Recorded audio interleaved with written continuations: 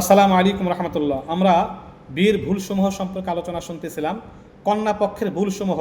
এরপরে গত ভিডিওতে আমরা আলোচনা শুনতেছিলাম এই 5 নম্বর, বিয়ের পর রসম হিসাবে জামাইকে শরবত পান করানো। 6 নম্বর, বেগানা মহিলারা জামাতার সামনে আসা, জামাইয়ের সামনে আসা। 7 নম্বর, সালামি গ্রহণ করা, এটাকে জরুরি মনে করা এবং নেওয়া দেওয়া।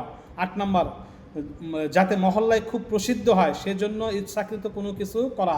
9 নম্বর, ফরজ ওয়াজিব ইত্যাদি বিষয়ে উদাসীন হওয়া।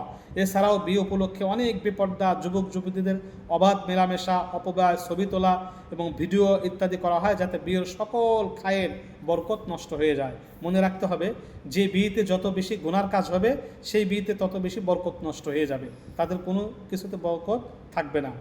এবার আসেন আমরা শুনবো বিয়ের কিছু কুপ্রথা। বিয়ের কিছু কুপ্রথা সম্পর্কে আমরা আলোচনা শুনব। 1 নম্বর, মেয়ের ইজিন বা অনুমতি বা কবুল আনার জন্য ছেলেপক্ষ সাক্ষী পাঠিয়ে থাকে। শরীয়তের দৃষ্টিতে এর কোনো প্রয়োজন নেই, সাক্ষী পাঠানোর কোনো প্রয়োজন নেই।